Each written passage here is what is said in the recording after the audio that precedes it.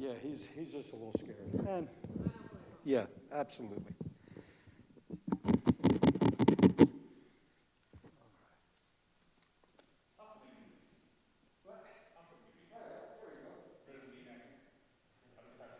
Mr. Duraka.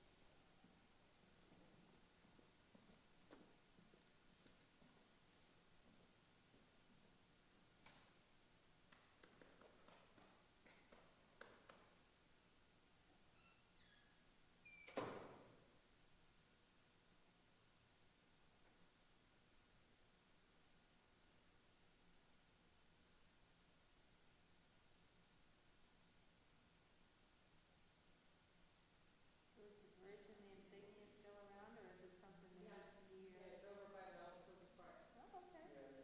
Still up and running and works and all? Nice. It is. It's a PennDOT bridge, so a couple years ago they rehabbed it. Oh, okay. It was like a big truck went through it and did some damage to it.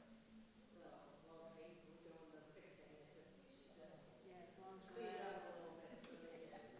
We worked with them on that, and now it really looks nice. Good. If I knew what to do, dude, I'd come in and a copy, but I have no clue. That's fine, I'm good.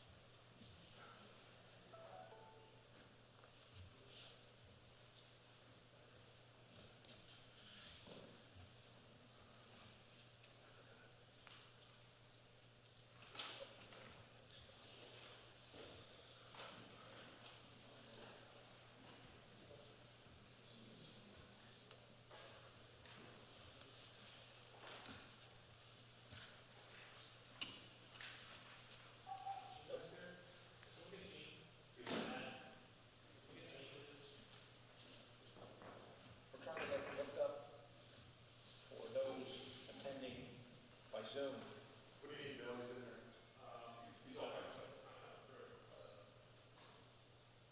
We'll wait a couple more minutes and then we'll go. Anyone?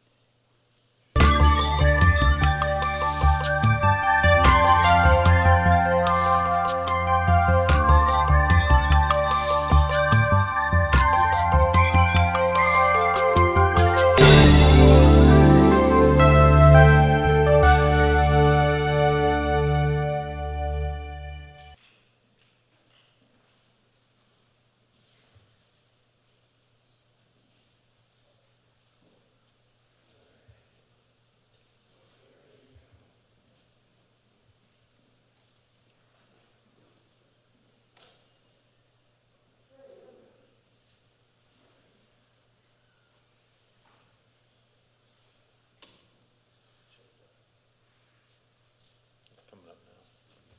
It's coming up. I think so.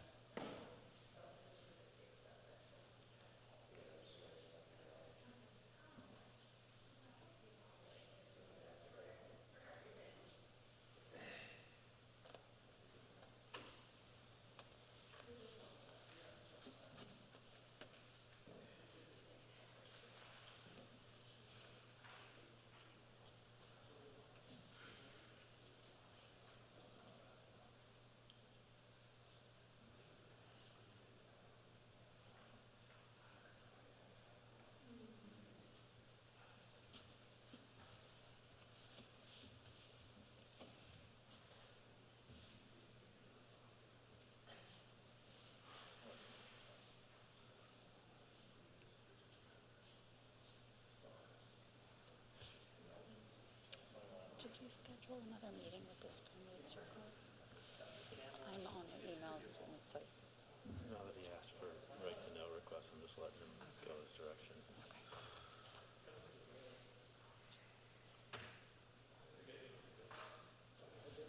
no, we're not. No, we're not. No, but this is up, but it says the source of the podium, so he could change his source. Do not, right, Joe?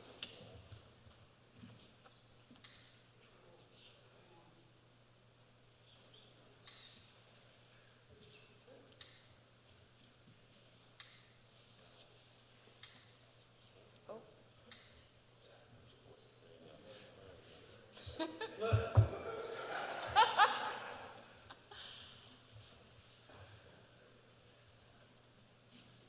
Let's see who's on if we want to really sign it up. Okay.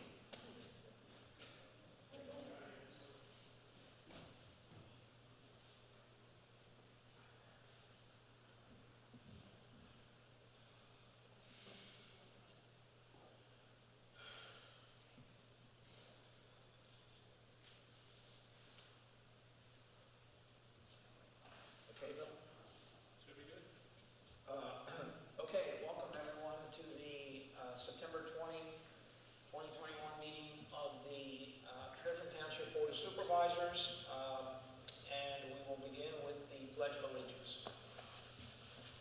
I pledge allegiance to the flag of the United States of America, and to the republic for which it stands, one nation, under God, indivisible, with liberty and justice for all.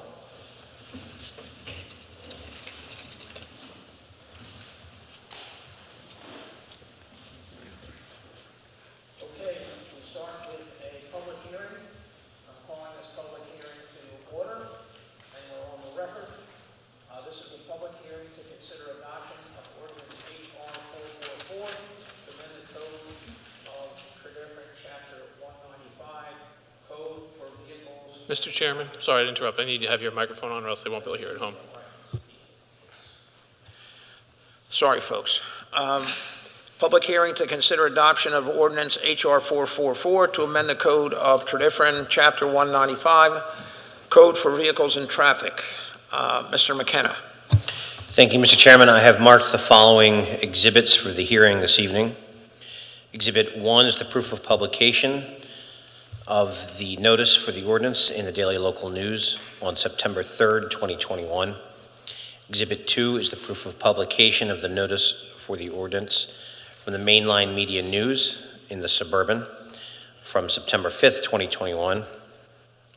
Exhibit 3 is the confirmation of notification to the email distribution list for the Township regarding the notice in the ordinance, dated September 7th, 2021. And Exhibit 4 is the draft of the actual ordinance itself, being HR 444. Those are the board exhibits. Thank you, Mr. McKenna.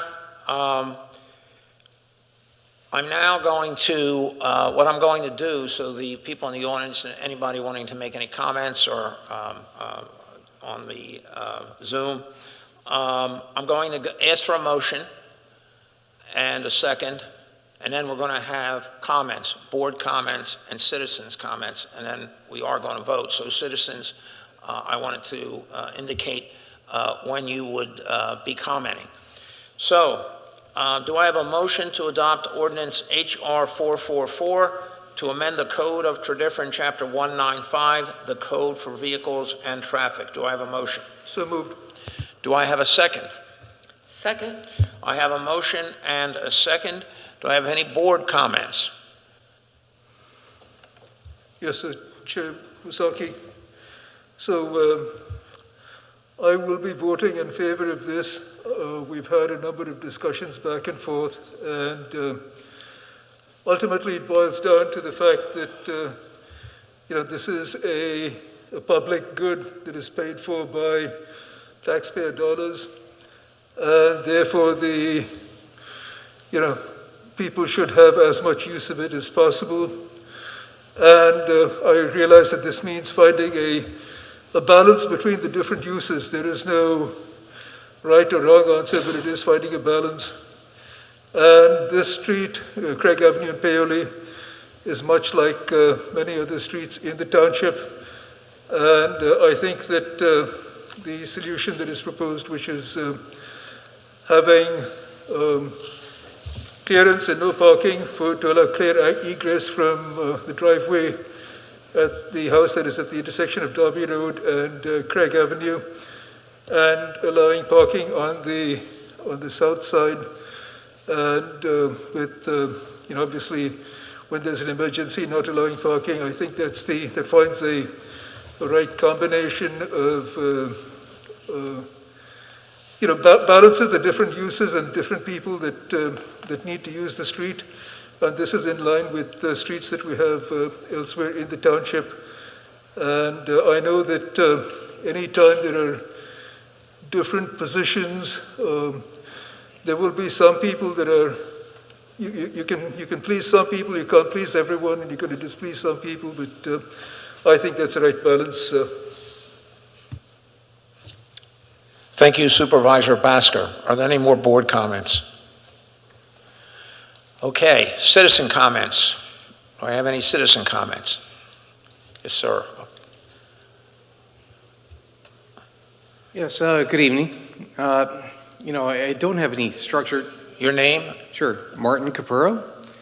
I live on Craig and Derby.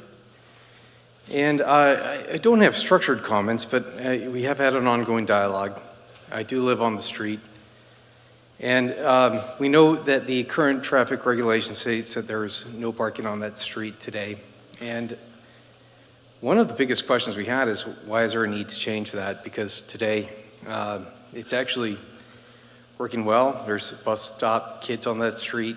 There's neighborhoods. There's a growing population of just kids, and they have to actually go back and forth between there. There's residents that actually use that for exercise, walking dogs, just you name it.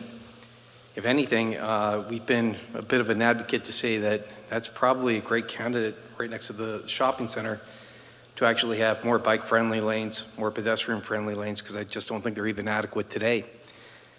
Now, when we've only lived in the area for about 2 years. When we first moved in, whether it was allowed or not, there were vehicles that were parking there, and we saw kind of the impact on just pedestrian traffic, on our own kids, on other kids. It's just it's for better or for worse, a pedestrian thoroughfare there just isn't very good, and with the traffic. With the cars parking there, it was just even harder. It's very difficult for cars to just go back and forth in either direction. Frankly, the road on the Darby side, which is adjacent to Craig, is actually a little bit. It's actually even more. It's wider than it is over on Craig, and we're just saying, why would we allow parking there? It just seems like it's going to crowd the situation and make things worse. Although it directly isn't related. We even had like a child from our neighbor who just uses that thoroughfare to actually get to the shopping center. Unfortunately, this past summer was actually hit by a car trying to just get across. I'm just demonstrating the need for pedestrian throughput through there. I just think it's a move in the wrong direction to begin to just allow additional parking and things that just inhibit the safety of that thoroughfare. Again, lots of families and kids that play in that area. I'm not saying they're playing on the street. I know that's been said in the past. They're not playing in the street, but they are riding their bikes back and forth. They're crossing the road to get from one neighborhood to the other. They're going to the shopping center. And one last piece is that the cars that did park there, and I'll say illegally for some time, tended to be trucks, and they were leaking oil. They weren't necessarily helping the community. It wasn't legal that they should even be there. It was a big improvement for the community for those cars to stop parking there, and when they did, frankly, we had a lot of positive feedback from the neighbors in the area, and some of those have written in. I understand there's always going to be views on both sides, but I still would ask all the board members, I don't really necessarily understand what is the impetus for changing the current traffic code, the current state of affairs, the current code. I haven't heard anything that says we actually need parking. The adjacent neighborhoods have their own parking. It's just one of these things that it's pretty good, and we feel a lot more comfortable as a neighborhood to have it without cars in that area. Now, I understand, decisions will be made. I live there, I'm a stakeholder, but I don't, we don't own the street. I'm just soliciting my opinion, and I do think that there's a lot of opinions out there, and they've sent in emails, et cetera, to at least state that point, and want to get that across to the board. But I appreciate it. Thanks for the opportunity. Thank you for your comments. Sir, if you could just 1 second. I've actually met you. Came to your house and did some petitioning before you moved to that older house, right? Yep, stone house. Yep. Right. So from what you've seen on the cars on Craig Avenue that are parking there, are they transient cars? Are they neighbor cars? Or, what's your view of things there? One's a Terminex or bug control truck, and others like one of these. Actually, fast car. Maybe you'll help me. It's a pickup, blows a lot of smoke, drops a lot of oil. I don't know. They may live in the area. I will say through just some of the notes I've seen back and forth with the group, I understand that someone's mother parks there on occasion who goes to visit some folks in the townhomes. But I don't know any other one. Those are the three that I can actually speak to. And none of those are parking there today. I just don't know if any other cars. Yep. Okay. Thank you. Thank you. Chief Beatty, our resident had a question as to why the change is being made. Can you yes, thank you. Perhaps enlighten us? Yeah, this was brought up through the traffic committee originally, and a follow-up by our traffic unit, Sergeant Major and Corporal Islip, when they went out to check on the situation on Craig Avenue. some of the residents were looking at, it was originally permit parking, which is actually part of this ordinance, which permit parking is only for township residents in that area.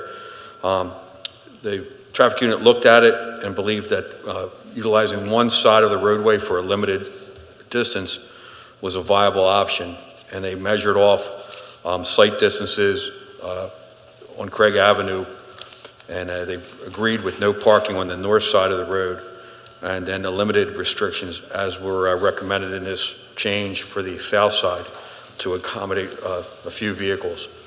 The other part of this ordinance also has to deal with another road, which is Maple and Sheldrake.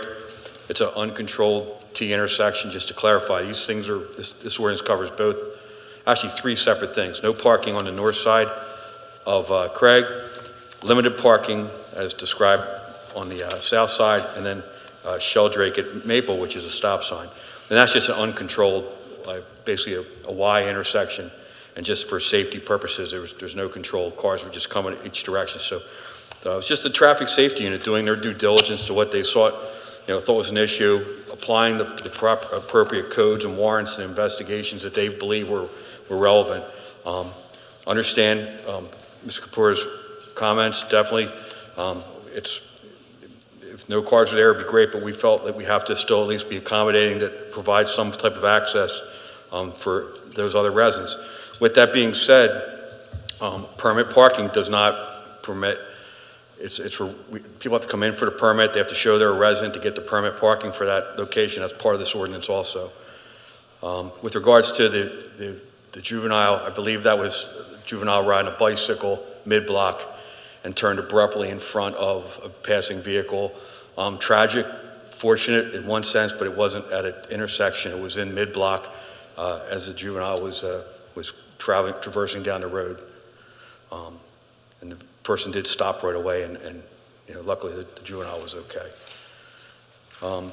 That's pretty much what I have for that. Any other questions, I'd be glad to take them. Chief, maybe I missed this, but what is a special purpose parking zone? It's basically special permit, and what it is if you're a resident, it comes into the police department, provide the information, and that gives you the permit. We just verify the information that you're a local resident. You're not coming from another region to park there at the train station and take the train to the city. So it minimizes some of the transient traffic on that street. It's a verification process for the police department to verify and issue that permit to that resident.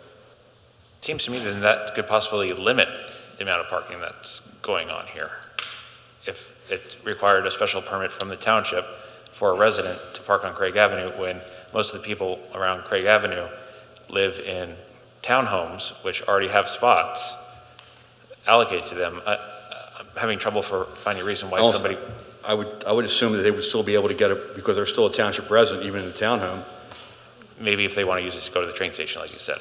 Yeah, but they'd have to provide the information. Now, that would also, if it was a work vehicle, the way I understand it, it was a work vehicle not registered that individual. Like, an example was a Terminex truck. If that Mr. Terminex doesn't live on Craig Avenue, that to us isn't isn't a permit that's normally approved.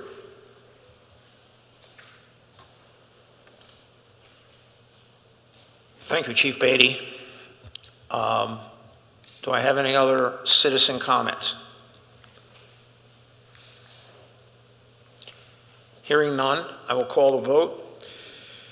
This is a roll call vote, and I will start to my right. Supervisor Humble. Aye. Supervisor O'Neill. Aye. Supervisor Gussie.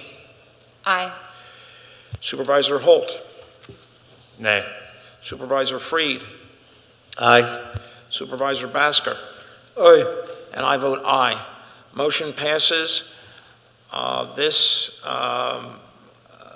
adjourns the public hearing, and we are off the record, and I'm calling to order the public meeting. And before we go into the agenda announcement, I have a special announcement tribute that I'd like to read this evening.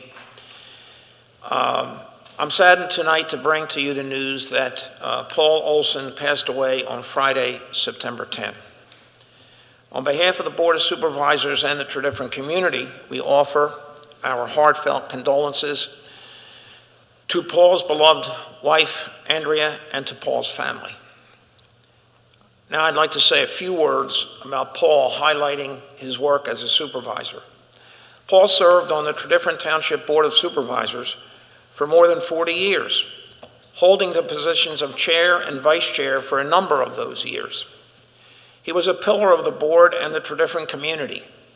He selflessly served Tredyffrin's residents and personified all that is good in our community. Here are a few examples of Paul's outstanding service to our township. First, his devotion to constituent service. Paul was the master at addressing resident problems. I've seen that firsthand, by the way. Second, Paul's commitment to Tredyffrin's libraries, especially his leadership of the fundraising drive for the expansion of the Tredyffrin Public Library. Third, his work on the Board of Directors of Surrey Services and his help to Surrey Services with its then new facility on Surrey Lane, named by the board at Paul's request, or might I say insistence. Fourth, Paul's influence on the township achieving a AAA bond rating that was near and dear to Paul's heart. And the list goes on and on. There is at least one aspect of Paul's service to the broader public that deserves special mention. His remarkable contribution to the American Red Cross Blood Bank. Paul Olson, at the time he was 86 years old, had donated more than 654 units of blood, close to 82 gallons, and counting, to the American Red Cross over 69 years through 2018. Because every unit of donated blood can help up to 3 people, Paul's donations potentially helped more than 1,900 patients and their families. On a personal note, I will miss Paul's warm but mischievous smile and how he kept telling me that I would be a really good guy if I just changed political parties. I am honored to call Paul Olson my friend. Paul served our township and its residents with honor, integrity, dedication, and grace as a member of the Board of Supervisors. On behalf of the residents of Tredyffrin Township, this board, township staff, and our police department, I honor Mr. Paul W. Olson for his many years of tireless commitment and service to our township and its citizens. In Paul's honor, we have named the Board of Supervisors Conference Room the Paul W. Olson Board of Supervisors Conference Room. We have a link to a video tribute to Paul in the Spotlight section of our website at tredyffrin.org. Services for Paul will be held at St. Luke Lutheran Church, 203 North Valley Road, Devon, PA, on September 25th at 11 a.m. Thank you.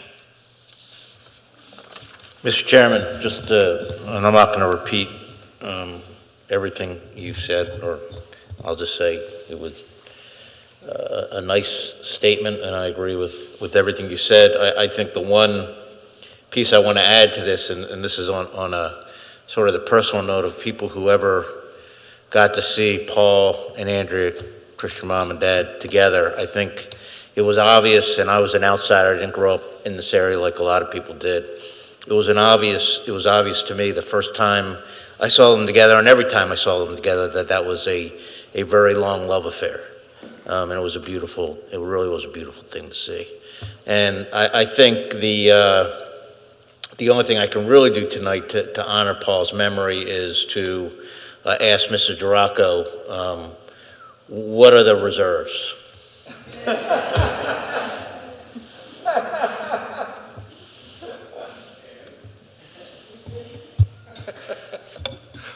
I've been asked that question in quite a few years, so I'm not prepared. I'll just share this one note. that although I spent just a couple of years on the board with Mr. Olson, he was incredibly warm-hearted, generous, kind, and always had candy for me at the end of the dais, which was wonderful and great, kept me caffeinated during these meetings. And he also reminded me whenever budget discussions came up regarding the police, said, Matt, remember, a chief always wants more Indians. So he was helpful in that regard, and I'll remember him. Any other comments? Any comments from the audience? Yes. Thank you very much. My dad loved this township. He was honored to serve on the board, and he appreciates all that you do. He loved working with every staff member here and everyone in the community, and I really appreciate your recognizing him, and he would be blown away by that. And I just want to say thank you. Thank you, Chris.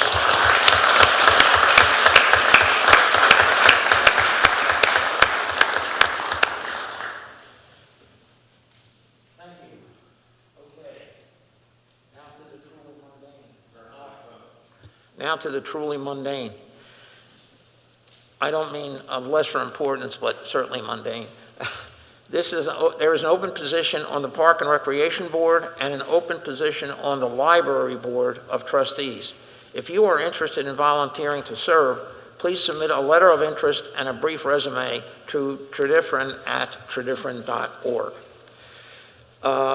Approval of minutes. Do we have a motion to approve the minutes of August 16, 2021 public meeting? So moved. Do I have a second? Second. I have a motion and a second. All in favor, say aye. Aye. Motion passes.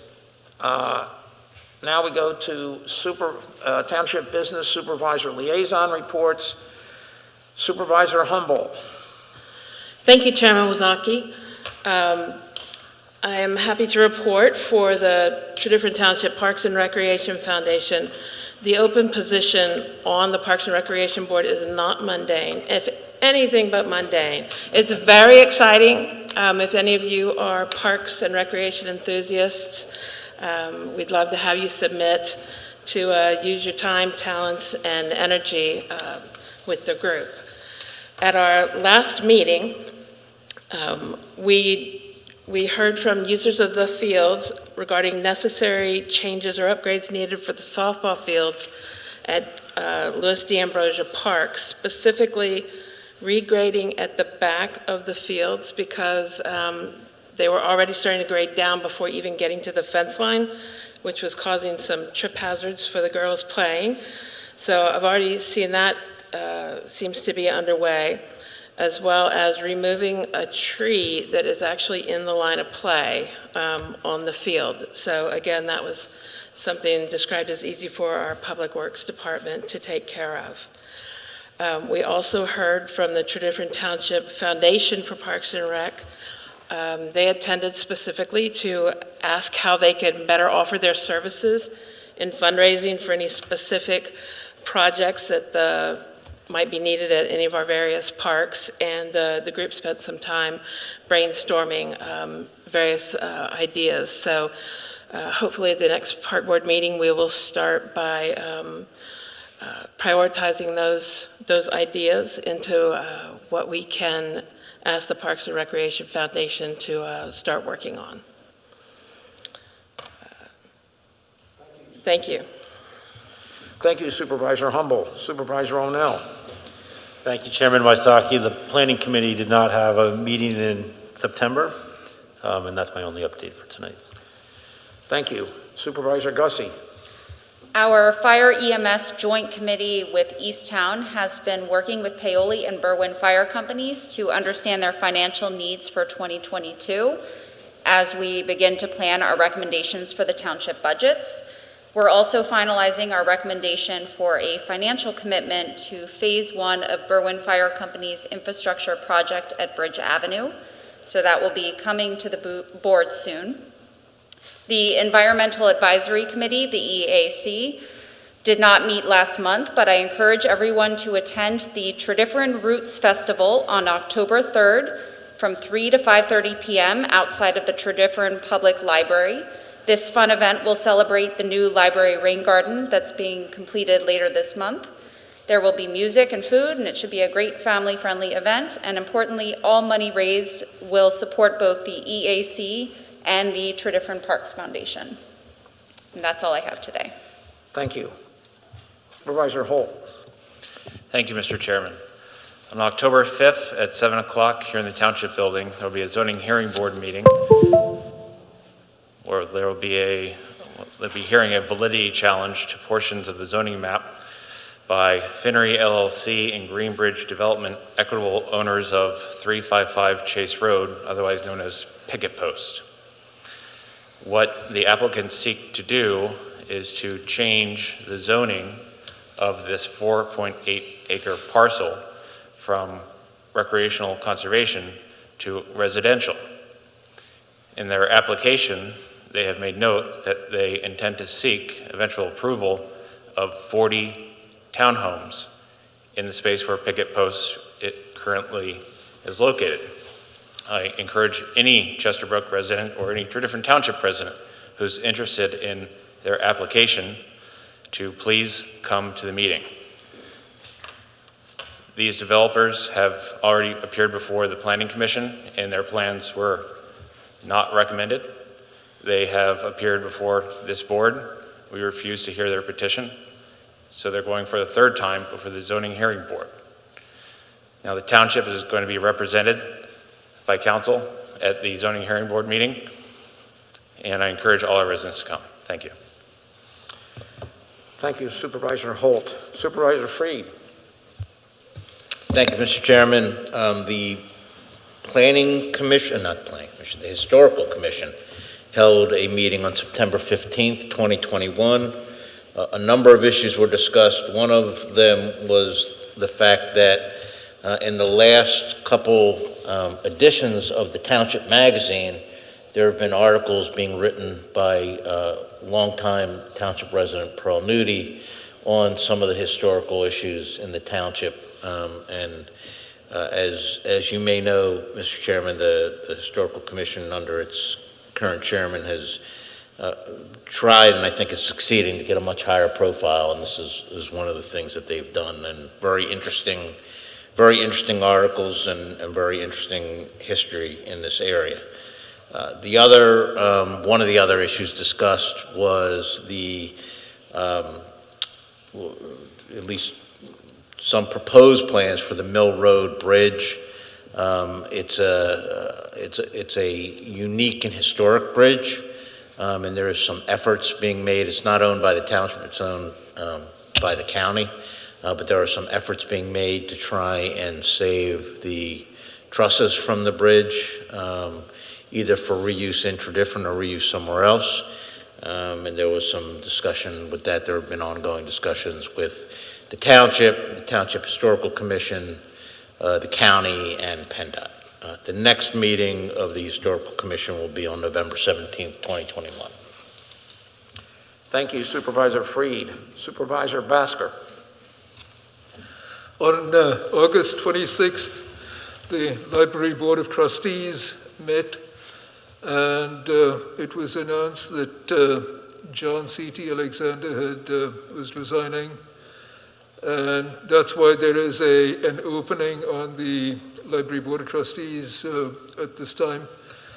I would like to take this opportunity to express a lot of thanks for everything that C.T. did for the libraries. He took it on as a post-retirement project, but gave his heart and soul to the libraries and the Board of Trustees, and he leaves pretty big shoes to fill in that role. So, don't let that discourage you. Please do volunteer and step up and join the Library Board of Trustees, and as Chairman Wasaki said, let us know by sending an email to tredyffrin@tredyffrin.org. The library has also had a few other challenges. There was some water in the library, not from any of the storms, but a broken hot water pipe. So it's had its share of things to deal with, but it's getting back on track. We're, open once again, and I really want to thank the hard work put in by Chris Kibler, the library director, and the staff of the libraries to make it work. And then on September 15th, the traffic committee had its meeting. It meets 4 times a year. And some of the audience concerns were discussed having to do with, safety concerns and speeding concerns, and possibly safety concerns. Old Eagle School Road near Valley Friends meeting as to whether a crosswalk was feasible, and the sense is that it was not. There were speeding concerns about Treyburn community. There was a presentation on proposed new pathways in Chesterbrook by the new developer, and the township staff and others of the traffic committee gave them some feedback on that. And there was discussion about a do not block the box area on Conestoga Road and Cassette Road, and that's an ongoing discussion. Also, there were a couple of announcements. The Drummers Lane Bridge is open. I would like to thank Engineer Bergo for sort of spearheading that effort on the part of the township, and with everyone involved for pulling it off. And the only thing I have to say, and it's kind of in humor, is that with all the storms, the last photo I saw of it, it was dry under the bridge, but I'm sure there'll be water soon enough. And also, we've had a bunch of, we'll be talking about this a little later, but it came up in the traffic committee as well. There was a lot of storm damage as a result of both the storms that we had, and some of that is a little heartbreaking. I went to I visited a couple of residents' homes, and in one case there was mud all over their floor, and the mud had come up almost to the counter in the kitchen. So it is, we have some issues with that, and we'll be talking about that later in the agenda. I see it here, and but that's it for my reports, Chairman Wasaki. Thank you, Bhaskar. Chairman Wasaki, before we move on, could I say a couple more words for Mr. Alexander? Sure. For all of us on this board that have gotten, I'll say, the pleasure of serving on the library board, a special thanks goes out to C.T. Alexander and his time. There is no one in the 4 years I've been on this board that ran a stricter meeting with a bigger heart. And he ran it with a gavel. It might have felt a little militaristic, but the goals that he accomplished for our community behind the scenes were second to none. And so a special thank you from this board for him for the time that he served on that commission.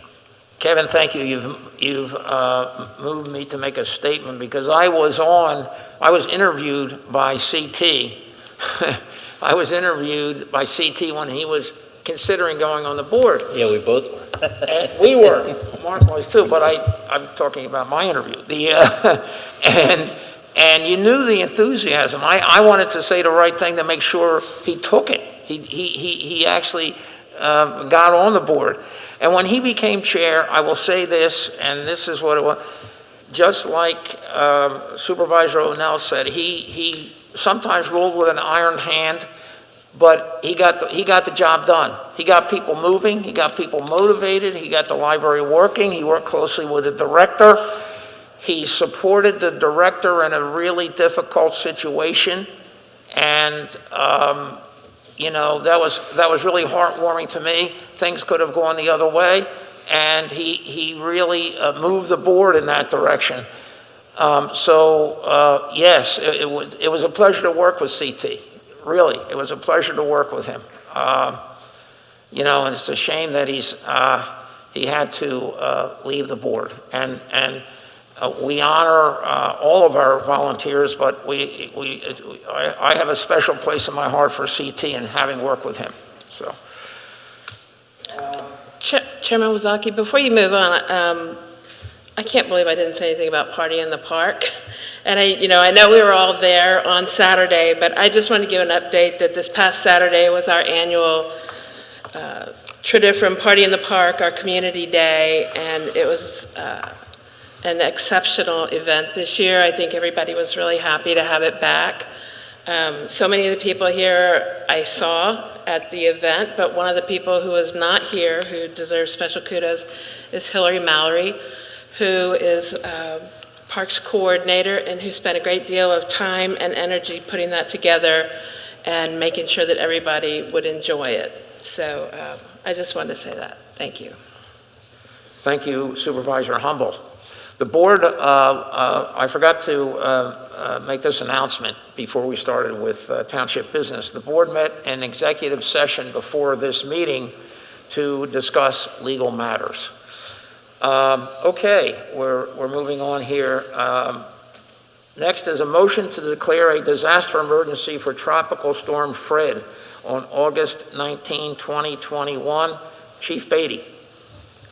Thank you, Chairman Wozaki. This is, will be backdated, a declaration that's necessary for potential recovery for our residents and for the township. This is for the August 19th storm. We'll have two resolutions tonight. This is the first one, and these are just necessary for potential recovery from these different storms. Thank you, Chief Beatty. Do I have a motion to declare a disaster emergency for Tropical Storm Fred on August 19, 2021? So moved. I have a motion. Do I have a second? Second. Do I have any board comment? Do I have any citizen comment? Hearing none, I call the vote. All in favor say aye. Nope, I can't. We got a roll call vote. I caught it just in time. We have a roll call vote. Supervisor Humble. Aye.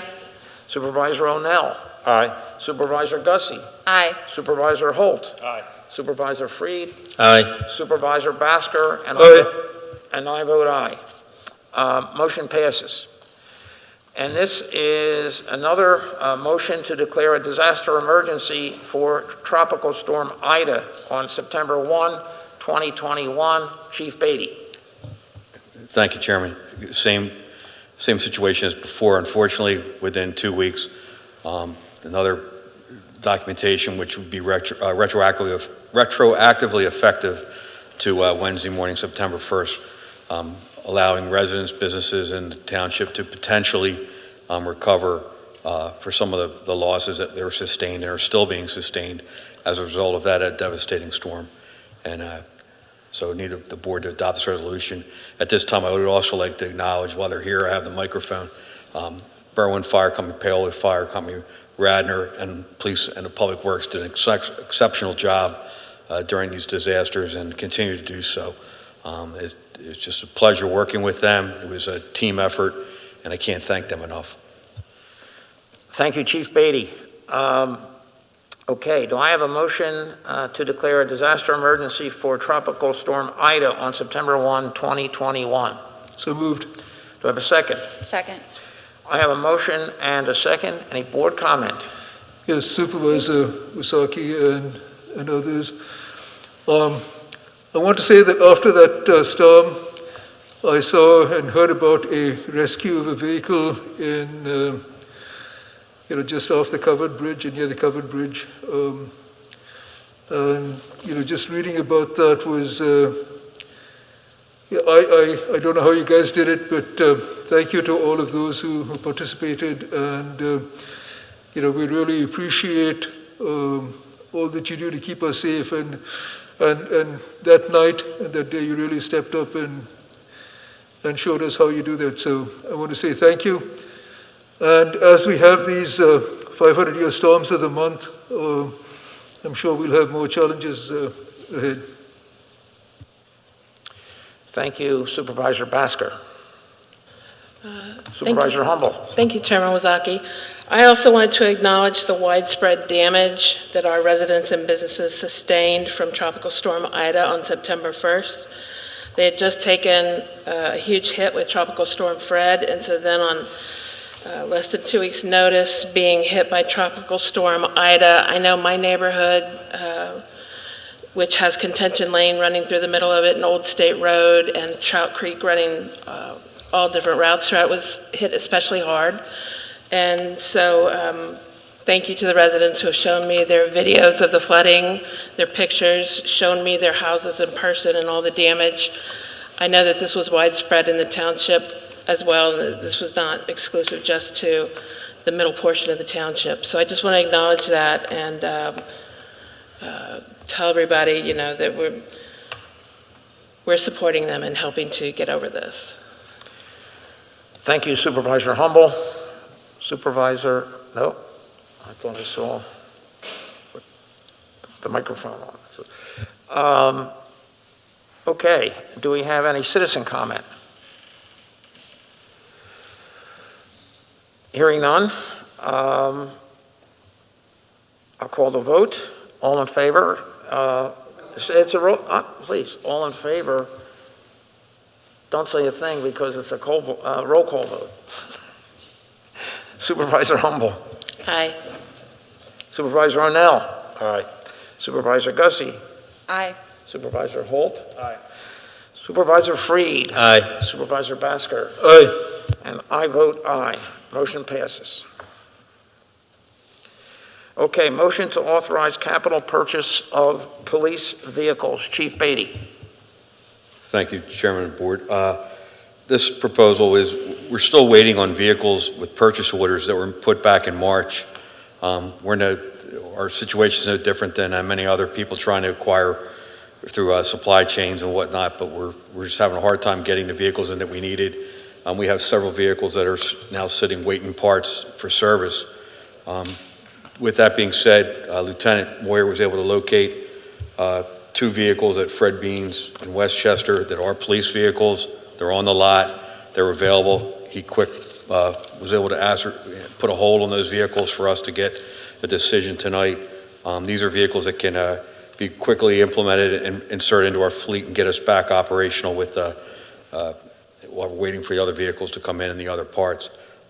So we're asking tonight for $35,568.14 per vehicle, plus upfitting costs for a total of around $81,000 approved.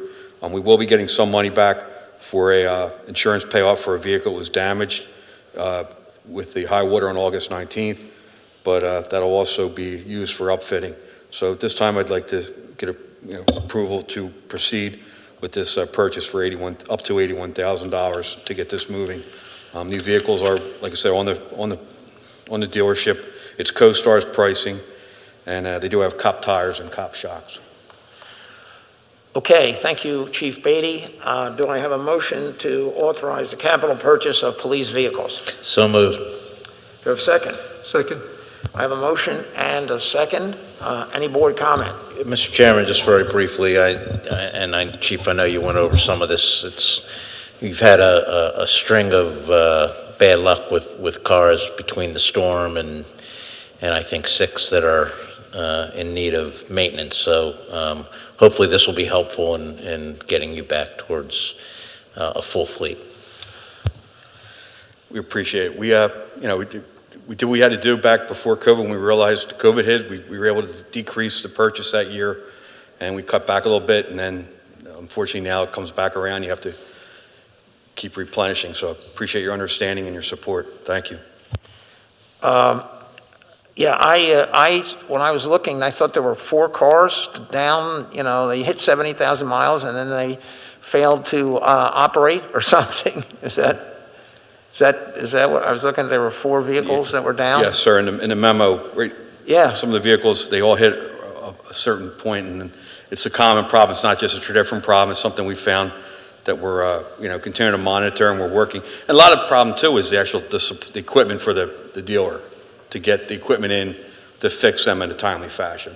We've been having great service. Dell Chevrolet takes care of these vehicles.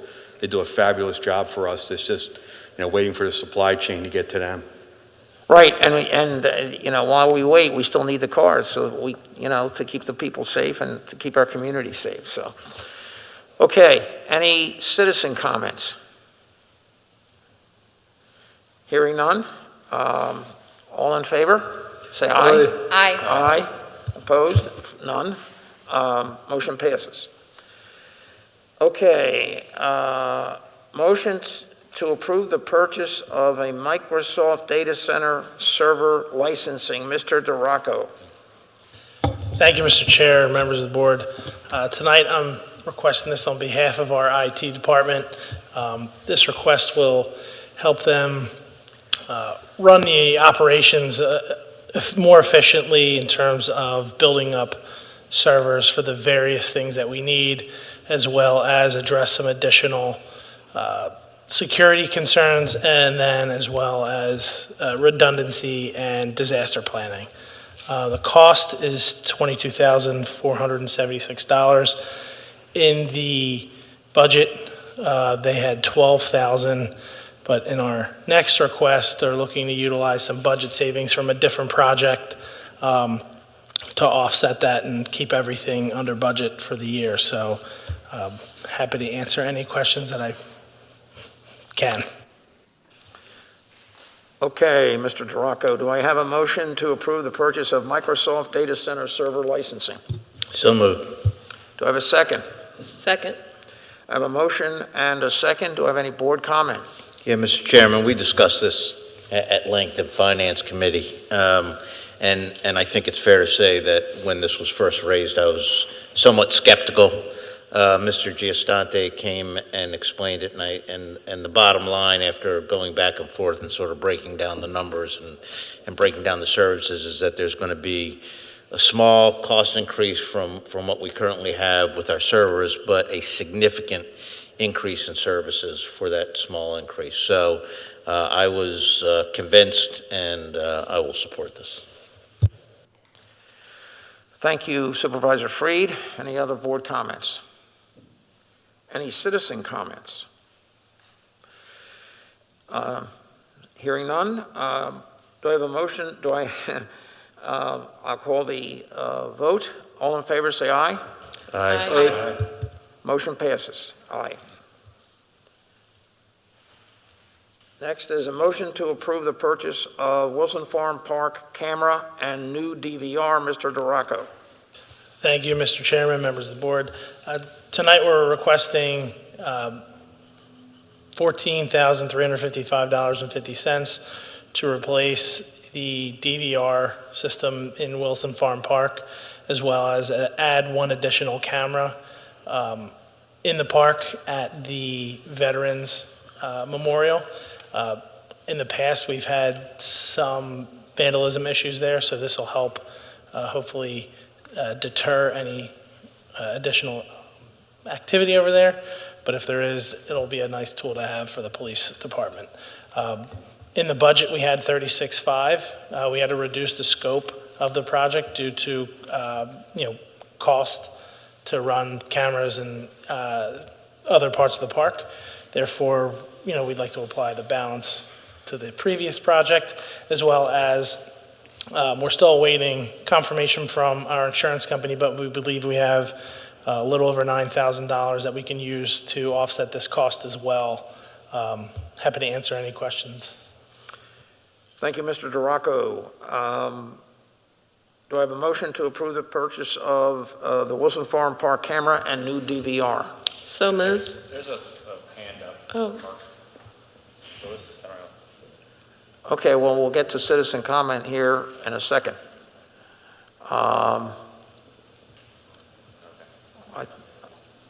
Okay. Sorry about that. No, we're not even discussing a motion yet, but that's okay, not a problem. Mark?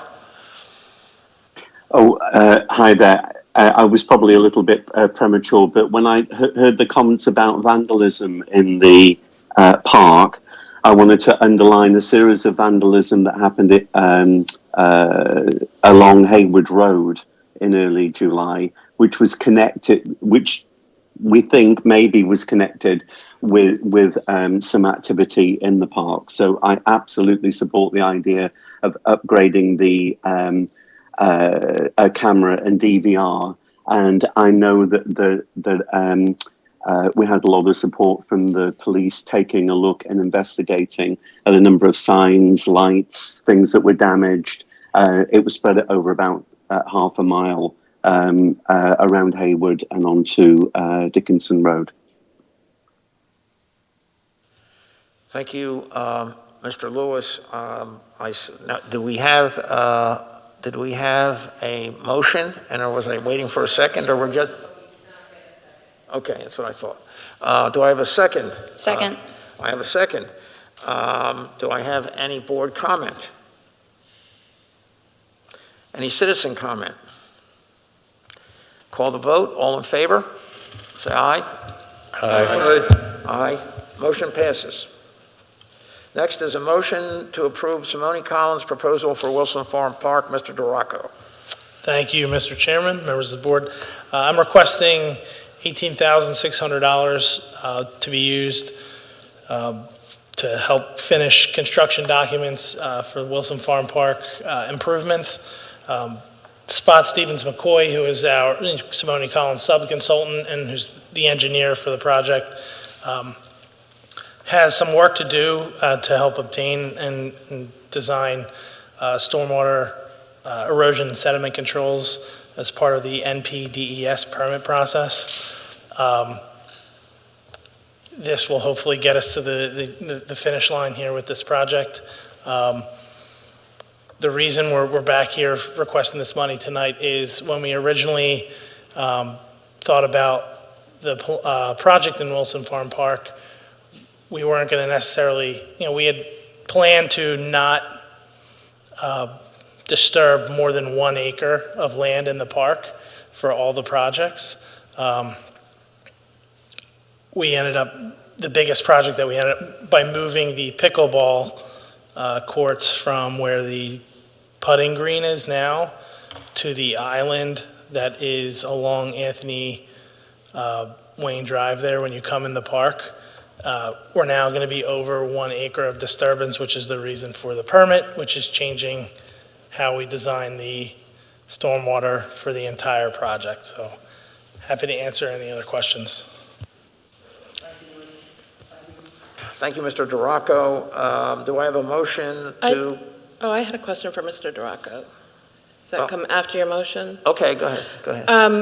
The last I remember when we were going over permits relative to the new development at Wolfson Farm Park, one of them involved a study as to whether the pond was a habitat for the bog turtles, and I just wanted to know what the outcome of that was. Luckily for us, there are no bog turtles in the park, which would have been a whole separate issue, but no bog turtles. Thank you. I just, with the storms, we did hear of one habitat getting washed out by all the storms, so I didn't know if we had any others to worry about. Thank you. Thank you, Supervisor Humble. Do I have a motion to approve Simone Collins' proposal for Wolfson Farm Park? So moved. Do I have a second? Second. I have a motion and a second. Do I have any board comment? Do I have any citizen comment?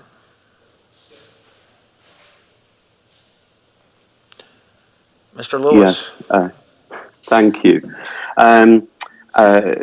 During the public hearing for Simone Collins, I raised a number of questions around the amount of water that comes off Wolfson Park into Wolfson Park stream, and what that's done to the flow by Jupiter Village. I'm sorry about my dogs.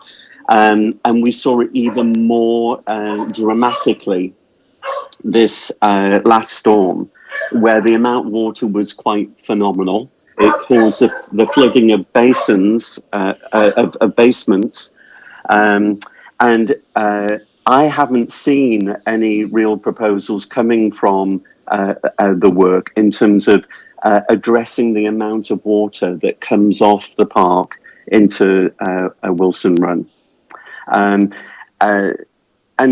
and I wanted to raise it initially here at the meeting. I know that there's been a lot of work done so far, but just to underline, a number of us feel that we've not addressed that enough. And I think connecting that with Supervisor Holt's reminder about there's still a lot of uncertainty in terms of just how much is going on with storms, with the amount of water that we may have to deal with. You know, on one side, we're not certain how much money is coming, how much water is coming off the park, and just a few hundred yards away, we're proposing to put up 40 townhouses next to houses here which actually got their basements flooded. So I just think that we've got a lot happening, and I don't know if we've been able to address all of that with the proposal as it stands. Thank you for the time. Thank you, Mr. Lewis.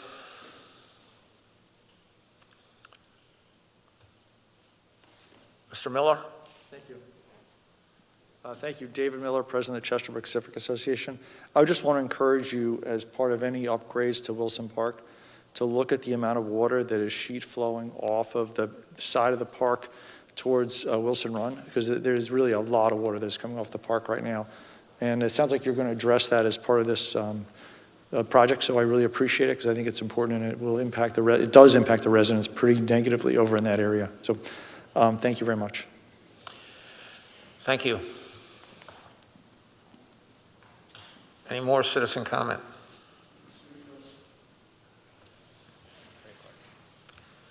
Mr. Clark. Thank you very much. Just really a general point here that we're clearly having to rethink the stormwater permitting associated now because of the size change, kind of another reason. But that, it seems to me, raises a perfect opportunity to at least look at, as part of the scope of all this work that's being done in the park, is there an opportunity to improve the situation for all the residents on Haywood Road, Scott Circle, down in the tunnels under Chesterbrook Boulevard, that are clearly showing a lot of wear and tear from the stormwater flows runoff from the park. And there's a general point here of when there are kind of projects in an area, the number one thing to think about is, while we're doing all this disturbance, can we improve the stormwater situation?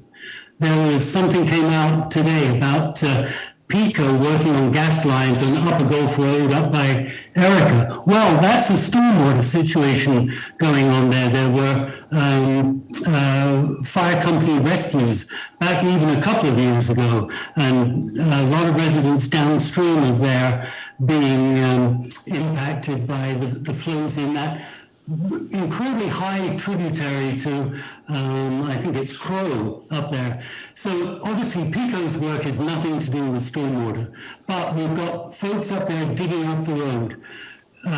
There should be a priority to say, okay, can we do anything to encourage PECO to put in, PennDOT, to put in an extra storm grade up there to help alleviate the stormwater situation.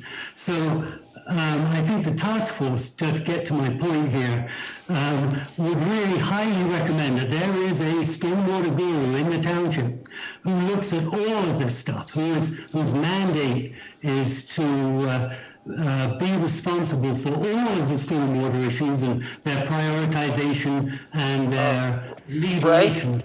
Ray, yes. This is Murph. I mean, maybe we should have stopped you earlier, but, and I guess we should have. I lost you at the stormwater permitting, which I think was, or you said way at the beginning. I was trying to get the whole gist of what you're saying. Maybe I'm the only one that's missing it in this room. But it was, we were unintelligible. You know, there was something wrong with the sound.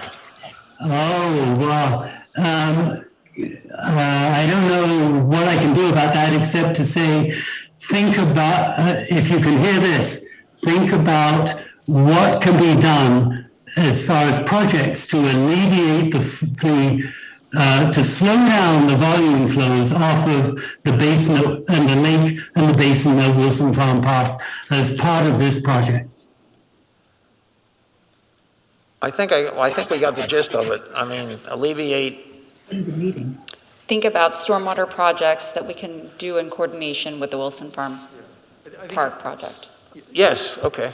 This is David Miller again. I think he's asking for basically what I am too, which is that when you touch the dirt in Wolfson Farm Park, look at the water that's coming off of the park into the surrounding neighborhoods. It's a lot more than any of us expected in the past, and it is definitely negatively impacting the residents, especially along Wilson Run, which is if you go towards Valley Forge Road side of the park, if that makes sense.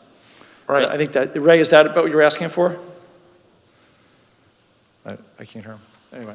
Pretty much.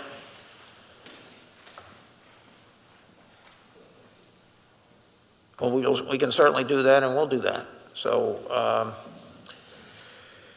okay, any more citizen comments?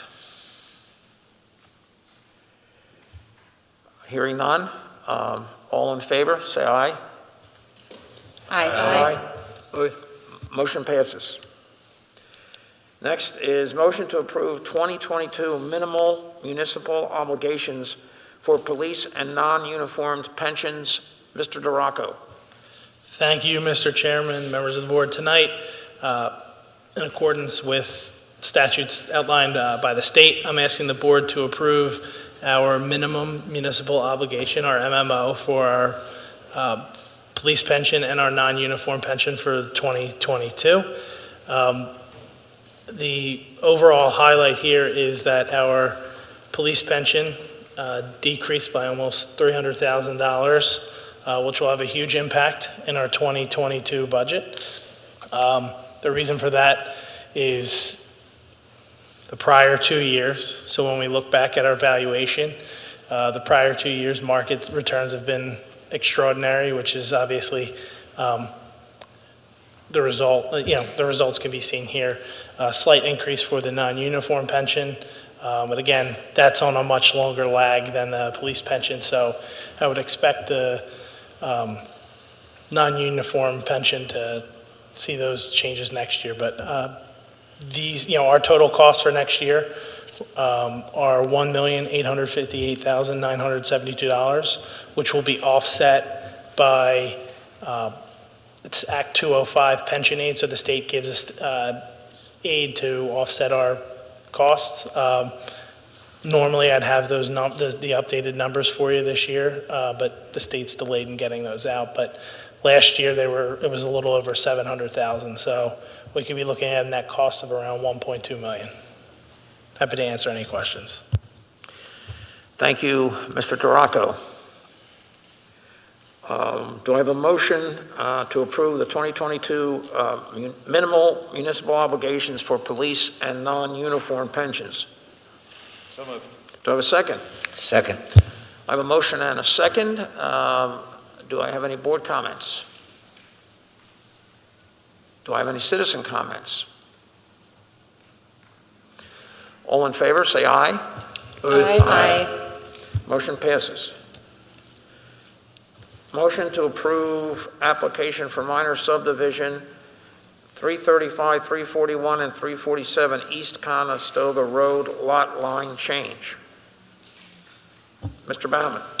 Thank you, Mr. Chairman and members of the board. The applicant proposes to consolidate 2 vacant lots into 1 lot and then take 10 feet off the east side of the consolidated lot and merge it with the adjacent 347 lot.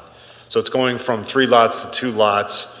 The Chester County Planning Commission has reviewed this application and recommended approval with no substantive comments. And the last part is the Planning Commission made a recommendation to the board to approve this application by a vote of 7-0 at their August 19th, 2021 meeting. So therefore, staff recommends that the Board of Supervisors approve this application tonight. I'll be glad to answer any questions. Thank you, Mr. Baumann. Do I have a motion to approve application for minor subdivision 335, 341, and 347 East Conestoga Road lot line change? So moved. Do I have a second? Second. I have a motion and a second. Any board comment? Any citizen comment? Hearing none. All in favor, say aye. Aye. Motion passes.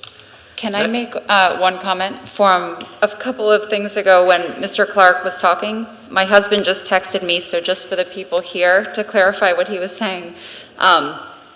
When we're going through the Wolfson Farm Park project, we should look for related projects and use them to do stormwater improvements. For instance, if PECO is digging up gas lines, we should consider talking to PennDOT or having Public Works consider doing a storm drain or regrade at the same time. So I just wanted to put that out there so that the people here understand. So that's something we can keep in mind. Thank you, Mr. Clark.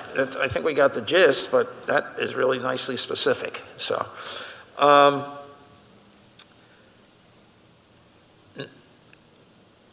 where are we? We are a motion to authorize Township Manager to accept sodium chloride, solar ice, and enhanced de-icer bids for 2021-2022. Mr. Martin. Thank you, Mr. Chairman, members of the board. Before you tonight is our annual salt contract, as you know, or you may not know if you're new to the board tonight. We are a member of a consortium with about a few dozen municipalities in Chester County. Obviously, by bidding together, we get a better rate in terms of what we purchase for our salt de-icer programs. The bid is included in your packet. The rate is obviously higher this year, but we are, like I said, we're getting a good purchase price by buying in bulk together with the other municipalities. So we're recommending authorization tonight for approval for me to approve that bid contract on behalf of Tredyffrin Township. Thank you, Mr. Martin. Do I have a motion to authorize the Township Manager to accept the noted bids for 2021-2022? So moved. Do I have a second? Second. I have a motion and a second. Any board comment? Any citizen comment? All in favor? Say aye. Aye. Aye. Motion passes. Next is motion to authorize the emergency sanitary sewer repair at Timber and Torrey Hill Roads, Outfall. Mr. Fitzgerald. Thank you, Mr. Chairman, members of the board. The Township Sewer Department has been monitoring the erosion happening at the outfall at 509 Torrey Hill Road. Previous storms have dislocated a stormwater discharge pipe and end wall. If this erosion continues to occur, the sanitary sewer could be exposed and or break. This does meet the criteria of an emergency. The Township staff is currently working with the Township stormwater consultants, Princeton Hydro, to provide specifications on repair of the pipe and restoration details. The Township will be engaging P.J. Riley to perform the emergency work within the next couple of weeks. These emergency repairs will be utilizing the Township Sewer Utility Fund. Be happy to answer any questions. Thank you, Mr. Fitzgerald. Do we have a handle on approximately what cost? Do we have a handle on what it might be, even though it's out of the... I'm sorry, yeah, I have it in here. It's $121,000. Yes, okay. I wanted it out there, so that's great. Thanks. Do I have a motion to authorize the emergency sanitary sewer repair at the Timber and Torrey Hill Roads outfall? So moved. So moved. Do I have a second? Second. I have a motion and a second. Any board comment? Any citizen comment? Hearing none, I'll call the vote. All in favor, say aye. Aye. Aye. Motion passes. Next is a motion to authorize staff to advertise and receive bids for the Wolfson Lane Stormwater Pipe Repair Project. Mr. Fitzgerald. Thank you, Mr. Chairman, members of the board. Public Works Department is seeking the Board of Supervisors authorization to advertise and receive bids for the Willis Lane Stormwater Repair Project. The Township is looking to replace approximately 60 feet of corroded metal pipe that runs through 563 Willis Lane. Advertising of this project is expected to begin at the end of this fall, with bid opening at the beginning of 2022 and project completion in the spring of 2022. I'll be happy to answer any questions. Thank you, Mr. Fitzgerald. Do I have a motion to authorize staff to advertise and receive bids for the Willis Lane Stormwater Pipe Repair Project? So moved. Do I have a second? Second. I have a motion and a second. Do I have any board comments? Do I have citizen comments? All in favor? Up. Okay, we have a citizen comment, sorry. Yes. Hello, I'm Corey Siegfried, co-owner of 563 Willis Lane with my wife, Erica. I wanted to specifically thank Chairman Masaki, the supervisors, for bringing this as an agenda item and speaking about it. I know we've been having a lot of back and forth with some members of the committees, and specifically Mr. Burgo, Mr. Fitzgerald for coming out and looking. I believe Supervisor Humble had come out as well, and Supervisor Nell for giving some guidance before we contacted anybody. It's been a lot of back and forth, like I mentioned, so to have this being discussed, I can't thank you enough. I know you've had a lot of issues going on recently, although we've been dealing with this for over a year now, so it does mean a lot to have the opportunity to be here in front of you and hear that this is being discussed. So thank you again. I just want to ask Erica, if my wife, if she has any comments, anything you want to mention? Good. Thank you again. I appreciate it. Thank you, and we really appreciate it. Happy that we could work this out. Okay, that was citizen comments, and now we move to a vote. All in favor, say aye. Aye. Motion passes. Next is a motion to authorize capital purchase of public works equipment. Mr. Fitzgerald. Thank you, Mr. Chairman, members of the board. I'd like to combine two purchases. The first will be for a new chipper to replace our 2000 wood chipper we have now. It will be purchased from Modern Equipment for $44,769, which would be under the Co-Stars program, and it was included in the 21 budget. The second thing we are requesting is the replacement of a 2005 message board with a new SolarTech message board. The current message board doesn't properly work. We will purchase this from Norris Sales under the Co-Stars program for $17,100, and this was also included in the 21 budget. Happy to answer any questions. Thank you, Mr. Fitzgerald. Do I have a motion to authorize capital purchase of public works equipment? So moved. Second. I have a motion and a second. Any board comment? Any citizen comment? Hearing none. All in favor, say aye. Aye. Aye. Motion passes. Next is the motion to authorize Act 247 review for zoning ordinance amendment regarding short-term rental use. Mr. McKenna.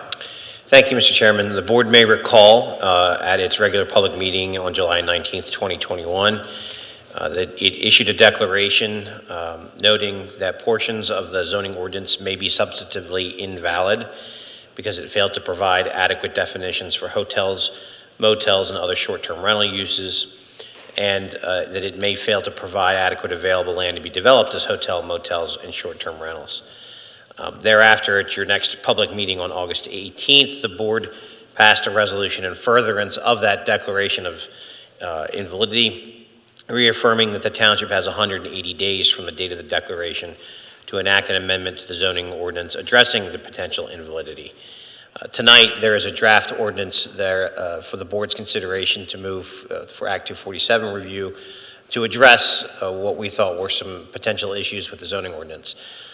Your Director of Zoning, Matt Bauman, and I reviewed the zoning ordinance. We are not recommending any changes to the definitions for hotels or motels, but instead the ordinance that is in front of you proposes instead to define short-term rental use, which is not currently a defined use, but I think has been accepted as a defined use through case law, particularly the slice of life case that came down back in, I think, 2019. In addition, what we're suggesting is that the use be permitted in the C1 and C2 commercial districts for at least two reasons. One is to keep the use out of the residential districts, which was, I think, the policy that the board would like to maintain. I think it's already the policy of what's existing, but with the slice of life case from the Pennsylvania Supreme Court, essentially suggesting that the transient nature of the use is inconsistent with the residential character, our thinking was to keep it out of the residential districts altogether, as well as the fact that there is a commercial aspect to the use, somewhat akin to a hotel motel, although certainly not to the degree of a hotel or motel.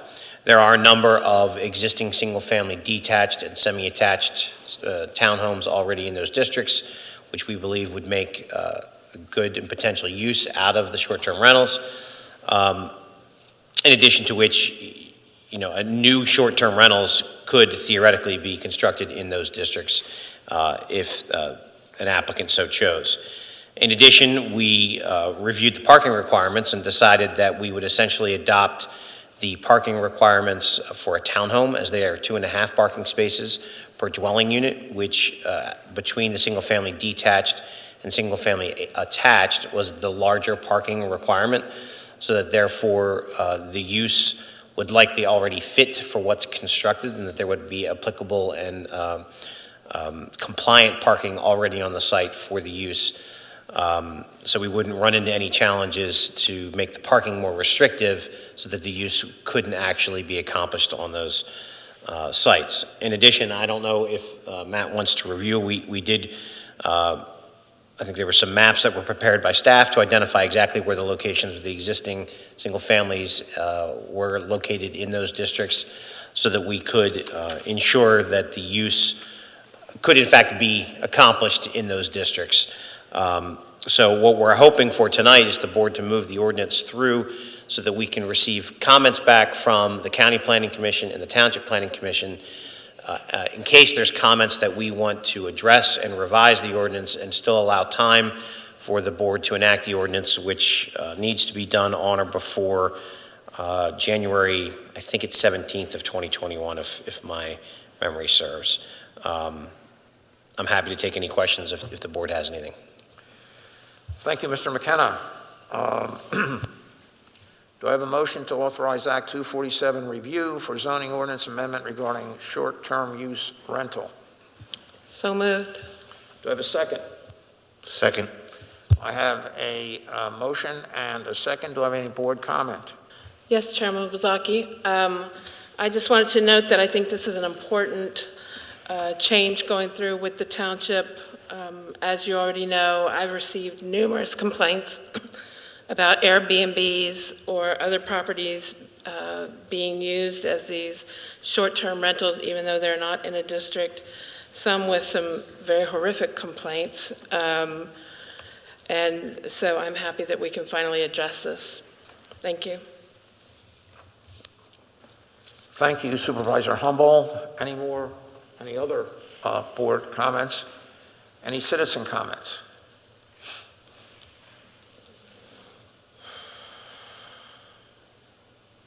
Richard Coonan. Mr. Coonan. Yes, good evening. Can you hear me? We can hear you. Oh, good. Thank you. I think since this is a review, I think there's more that needs to be reviewed than a simple definition. For example, it says in your proposal, any dwelling unit utilized as a single-family dwelling. Now, Mr. McKenna said there are two specific kinds of single-family dwellings in the areas under consideration. Richard, you're fading in and out. Well, I'm sorry, I'm turning away to read my notes. Can you hear me all right now? You're okay now. Okay, good. I'll work at it. Anyway, he noted two different kinds of single-family dwellings. Looking toward the future, we know that conditions can change and developers might want to build a multi-unit apartment building, for example. What guardianship does the zoning, does this proposed change provide, covering perhaps an apartment, which is a single family dwelling unit, which shares common passageways and entranceways with other apartments being used in this manner? Also, can a person who owns such a property and wants to rent on short-term basis, make end-to-end rentals for example, rent for the entire month of September, and then for the entire month of October, and the entire month of November, end to end, with a continuous change in the occupancy of the dwelling, especially if it's in a building similar to a traditional apartment building, which may, as I said, not exist currently, but could. And we know that that does create problems. And as Supervisor Humble indicated, people are not very happy with B&Bs to begin with, whether they're I don't know whether she had complaints about authorized B&Bs, but she certainly stated she's had numbers of complaints about Airbnbs. I just wondered whether this review has gone far enough in providing protections for this health, safety, and welfare, which is the township's responsibility toward its citizens, for protecting the health, safety, and welfare of people who live next door, for example, to such places, and may have, in effect, a transient situation within their apartment building, which may or may not now exist. So what I'll say is, and I'll ask Matt Baumann to weigh in, he knows the definition slightly better than I do from the zoning ordinance. The multifamily apartment complex is specifically not a single family dwelling as it's defined, and they are typically rented and can be rented exactly on a month-to-month basis and renewed. That's what a long-term lease is. In fact, that's why we want those uses in those apartment buildings. So this doesn't address or affect an apartment being rented on a short-term basis. But that being said, that is specifically already permitted by law. That's what a month-to-month lease would accomplish, but typically they are for a period of a year or more. This is specifically because we have to allow the use somewhere in the township, and because we were already allowing them in those districts where hotels and motels were permitted as short-term rentals. This is to clarify and codify that they are allowed in the C1 and C2. I believe hotels and motels were only C2, but when we looked at the residences that were existing, it was our recommendation that we include both C1 and C2 so that there could be a practical, actual application of this use in those districts. And because it's in the commercial districts, we recognize that there are some residential properties and some neighbors who could be affected, but it would be the least impact to the residential existing dwellings in the township and to those neighbors, because that's where the least amounts of the already existing single-family dwellings are located. So we tried to minimize the impact as much as possible while recognizing the commercial aspect to the use as it is. So long way of saying, I don't think the concern Mr. Coonan raised as to the multifamily, the apartment, will be impacted by this proposed draft, although that's why we're sending it for review to seek those comments. All right, thank you very much. I appreciate that. And I did forget month-to-month rentals. I know there are whole buildings that are devoted to month-to-month. There's one in Wayne, for example, on Aberdeen Avenue that has a sign out front. I understand. And I thank you, Mr. McKenna, for your reply. And I just hope that when any ordinance is reviewed, we look toward the future and not just at the present circumstance. Thank you very much for your time. I appreciate it. Thank you, Mr. Coonan. Do I have any more citizen comments? Hearing none. All in favor, say aye. Aye. Aye. Motion passes. Okay, we're going to new matters. Any board member new matters?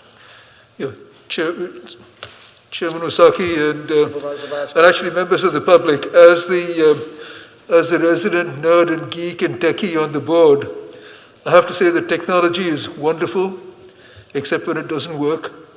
And for those who are making, planning to make public comments, I would request that, maybe you can write up your comments and give them to Mr. Martin, or send them by email to Tredyffrin at tredyffrin.org.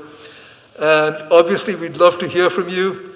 if you can, if you're able to speak and your voice comes through loud and clear, then that is wonderful. But in case it doesn't, then Mr. Martin can at least read your comments out aloud and everyone can hear them. I know that I had a lot of trouble following many of the comments that were made this evening. Thank you, Supervisor Basker. Any other new matters or new discussion? Any citizen comments?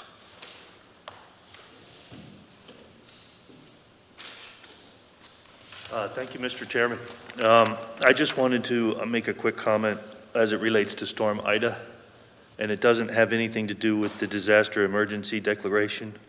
But on September 1st, the first 9 hours of Ida was crazy. It was outrageous. But after the water all receded, there was still cleanup that needed to be done.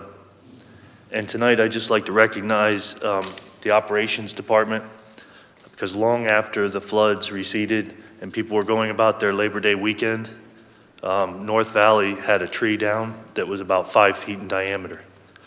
And unfortunately, it plugged Lexington Woods and Nob Hill, because we really can't get a fire truck under the Norfolk Southern Railroad that would be sizable for a full onslaught of fire prevention. And we couldn't get down North Valley, so that left about 65 homes that had limited fire protection on into Saturday. And that was a result of the state of Pennsylvania not able to clear the tree. It's a state road, because they were waiting on Verizon. Verizon was waiting on the state. So tonight, just publicly, I'd really like to acknowledge Darren Fitzgerald and his crew. He took care of it, got it done, opened it up, and that's all they do, all the time. And I think the fire, the police, Chief Beatty hit on it. We get a lot of recognition, but the operations is what's the backbone of this township. So Darren, thank you. And on behalf of Lexington Woods,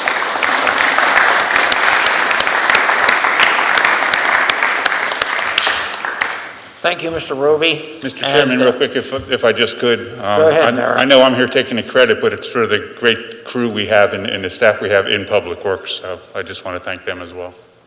And thank you for recognizing us. Thank you, Darren, and it's great to see recognition from the public. We know, we on this board know what you guys do every day, and we appreciate it, and thank you. Thank you, Mr. Roby, again. Good evening, John Ferraro. I just wanted to ask, I've seen a couple of things come out that I wanted to ask about stormwater management and funding stormwater management. And I just wanted to see if the bond had been secured at this point, because I've seen a couple of things that implied that it has. And is that money all going to stormwater management, or is it going to be shared with other functions? Mr. Ferraro, I didn't catch all that you said. Did you ask whether new bonds have been issued recently? No. Yes, I did. No, they haven't been issued recently. We still have monies left from the November 2019 bonds that we're going to be applying to some projects. And then we have the new monies from the ARP funds, the American Rescue Plan funds. So putting together those, we feel for the current projects, there's large and we're doing some smaller ones. We're okay to get started, and we're working on funding mechanisms for long-term stormwater funding. And we're working closely with the Citizens Stormwater Advisory Task Force and working closely with Mr. Duraco on that. So, what do you think the time frame is for that? On that, I would say, I would say probably having a handle on it, or when a decision is made how we're going to go, because we'll have to get consultants, we'll have to do other things right at that time. We can rely on the Citizens Stormwater Advisory Task Force. Obviously, they've done great work. We've just had two Zoom conferences with them, looking at projects. I would say probably in the winter sometime, not that far out, but we've got to look at some situations, and when we get to that stage, we'll probably be making a recommendations. And then, we'll say to the public, here it is, here were our options, and here's why we made our decision. Okay, thank you. Okay, thank you. Thank you for your, I will say this, Mr. Ferrero, thank you for your outline. No, I mean it, because I think I've just said, and I think it's clear, we're on to the personnel issues you raised, we're on to the timing issues you raised, we're on to the money issues you raised, so. I just want to say a lot of it comes from Ray and Ann. A lot of it comes from Ray and Ann, so, they still deserve a lot of credit. Yeah, they do deserve a lot of credit. They sure do. They sure do. We work with them really closely, and they've heard, we're grateful for their work, and they've gotten thank yous and praise, and we just want to keep that up because it's really important. Also working with residents, with them and through them, and directing residents to them, so. So they're a very good asset. They certainly are. Thank you. Thank you.